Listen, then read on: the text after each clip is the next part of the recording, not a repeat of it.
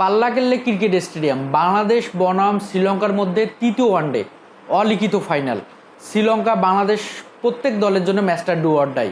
শ্রীলঙ্কা চাইবে নিজের ঘরের মাটিতে নিজের আধিপত্য দেখাতে সিরিজটা জয়লাভ করে, বাংলাদেশ ঠিক তেমনইভাবে চাইবে ওয়ানডে র্যাঙ্কিংয়ে যেভাবে বাংলাদেশ একদম অবনতি হয়েছে, 10 নাম্বার র্যাঙ্কিংয়ে নেমে গেছে, দ্বিতীয় ওয়ানডেটা জয়লাভ করার পরে 9 নাম্বার র্যাঙ্কিংয়ে উঠে এসেছে, ঠিক তেমনইভাবে সিরিজটা নিজের করে নিয়ে র্যাঙ্কিংয়ে যেমন উন্নতি করতে চাইবে ঠিক তেমনইভাবে 2027 বিশ্বকাপে সরাসরি কোয়ালিফাই করার জন্য এই সিরিজটা খুবই বেশি গুরুত্বপূর্ণ। তো সেদিক থেকে বাংলাদেশ কোন কৌশল অবলম্বন করবে, শ্রীলঙ্কা কোন কৌশল অবলম্বন করবে, ব্যাটিং উইকেট করবে নাকি স্পিন বান্ধব উইকেট করবে, এবং সেটাই দেখার বিষয়। এবং শ্রীলঙ্কার যদি লাস্ট পাল্লাকেল্লেতে 3টা দেশের সাথে তাদের সিরিজ অনুষ্ঠিত হয়, সেখানে নিউজিল্যান্ড, আফগানিস্তান এবং ওয়েস্ট ইন্ডিজ, তারা আফগানিস্তানকে হোয়াইট ওয়াশ করে, 3টাতে তারা জয়লাভ করে, এবং ওয়েস্ট ইন্ডিজের প্রথম এবং সেকেন্ড ওডিআইতে তারা জয়লাভ করে সিরিজ নিশ্চিত করে, এবং তৃতীয় ওয়ানডেতে ওয়েস্ট ইন্ডিজ জয়লাভ করে 8 উইকেটে। এবং আমরা যদি নিউজিল্যান্ডের সাথে দেখি, 2টা ওয়ানডের মধ্যে সেকেন্ড ওয়ানডেতে শ্রীলঙ্কা জয়লাভ করে, ফার্স্ট ওয়ানডে পরিত্যক্ত হয়। তো 8টা ম্যাচের মধ্যে 7টা ম্যাচ অনুষ্ঠিত হয়, সেখানে 6টা ম্যাচেই শ্রীলঙ্কা জয়লাভ করে। তো সুখকর স্মৃতির যদি আমরা কথা বলি তাহলে শ্রীলঙ্কার পক্ষেই কথা বলবে, এবং 7টা ম্যাচের মধ্যে 5টাতেই জয়লাভ করে প্রত্যেকটা দল, এবং সেকেন্ড ব্যাট করে। তো যে দল শেষ করতে যায় সেই দলের জয়ের সম্ভাবনাটা অনেক বেশি। সেক্ষেত্রে বাংলাদেশ সেকেন্ড ব্যাট করবে নাকি ফার্স্ট ব্যাট করবে, এবং শ্রীলঙ্কা অপোনেন্ট টিমকে আটকানোর জন্য কোন ধরনের উইকেটটা বেছে নেবে, এবং সেক্ষেত্রে যদি স্পিন বান্ধব উইকেট করতে চায় শ্রীলঙ্কা, সেখানে আমরা যদিও জানি শ্রীলঙ্কার স্পিন অ্যাটাকটা খুবই বেশি স্ট্রং, সেক্ষেত্রে কিন্তু বাংলাদেশ কোনো অংশে পিছিয়ে নেই।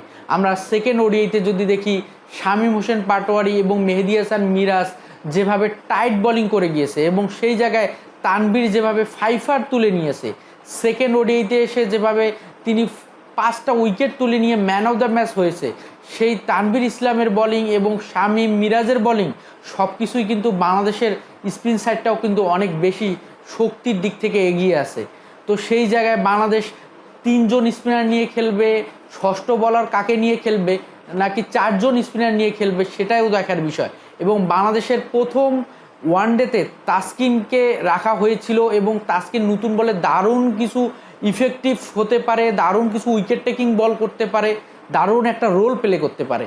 সেই জায়গায় তাসকিনকে দ্বিতীয় ম্যাচে যখন রেস্টে রাখা হয়, তাসকিনকে আবার কামব্যাক করা হবে কিনা, তানজিম হাসান সাকিব বেস্ট 11-এ থাকবেন, এটা বলার কোনো অপেক্ষা রাখে না, মুস্তাফিজ থাকবেন, এটাও বলার কোনো অপেক্ষা রাখে না।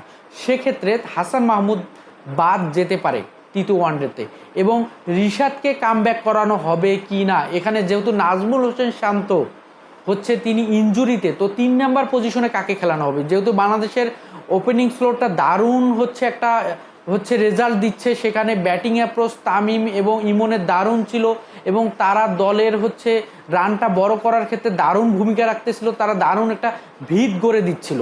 সেক্ষেত্রে তৃতীয় ওয়ানডে তো বাংলাদেশ যদি ভালো স্কোর করতে দাঁড় করাতে চায়, শ্রীলঙ্কাকে যদি 300+ একটা স্কোর করতে চায়, তাহলে বাংলাদেশের ওপেনিংয়ে যে কোনো একজনকে বা 2জনকে হালটা ধরতেই হবে, সেখানে অ্যাটাকিং ক্রিকেটটা খেলতে হবে দেখে শুনে।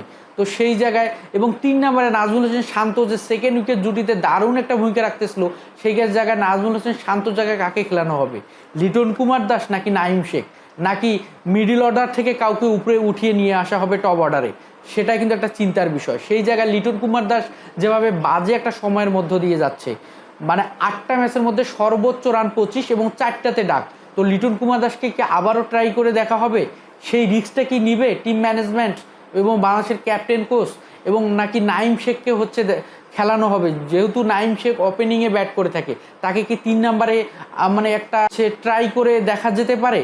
এবং যদি আমরা দেখি তৌহিদ হৃদয়, মেহেদী হাসান মিরাজ, জাকের আলী, শামীম হোসেন পাটোয়ারি তারা থাকবে, নাকি নিচ থেকে ব্যাটসম্যানদেরকে উপরে নিয়ে এখানে রিশাদকে ইনক্লুড করা যেতে পারে, তাহলে বাংলাদেশের স্পিন সাইডটা অনেক বেশি শক্তিশালী একটা সাইড তৈরি হলো, এবং বাংলাদেশ ব্যাটিংয়ের দিক থেকেও একটা লম্বা ব্যাটিং লাইন আপ পাবে। তো আমার কাছে মনে হয় বাংলাদেশের কালকের যে স্কোয়াডটা হওয়ার একটা সমূহ সম্ভাবনা আছে। নাজমুল হোসেন শান্তর জায়গায় নতুন করে কাউকে নেওয়া হবে না, রিশাদকে ইনক্লুড করা হবে। সেখানে হচ্ছে তৌহিদ হৃদয়কে উপরে উঠিয়ে নিয়ে আসা হবে, মেহেদী হাসান মিরাজকে এক ধাপ উপরে উঠিয়ে নিয়ে আসা হবে, শামীম হোসেন পাটোয়ারি, জাকের আলী অনিক এবং হচ্ছে রিশাদ হোসেন এবং তানভীর ইসলাম এবং 3 জন পেসার। তো বাংলাদেশের বেস্ট 11টা এরকম হতে পারে এবং বাংলাদেশ দারুণ একটা ম্যাচ খেলে হচ্ছে সিরিজটা নিজের করে নেবে। এবং সর্বশেষ যে কথাটা, পাল্লাকেল্লে ক্রিকেট স্টেডিয়ামে কিন্তু বৃষ্টির একটা বাগড়া হতে পারে। সেক্ষেত্রে বাংলাদেশ ডাকওয়ার্থ লুইস পদ্ধতিতে যদি একটা রান চেস করতে হয় তাহলে কিন্তু বাংলাদেশের ব্যাটিং লাইন আপ হতে হবে। সেক্ষেত্রে কিন্তু প্রথম ওয়ানডে যেভাবে মুহূর্তেই বাংলাদেশের ব্যাটিং লাইন আপটা ভেঙে গিয়েছে, সেই জায়গায় বাংলাদেশের মিডল অর্ডারে বা লোয়ার অর্ডারের ব্যাটসম্যানদের দারুণ একটা কিন্তু দায়িত্ব নিয়ে ম্যাচটা কিন্তু খেলতে হবে। আল্লাহ হাফিজ।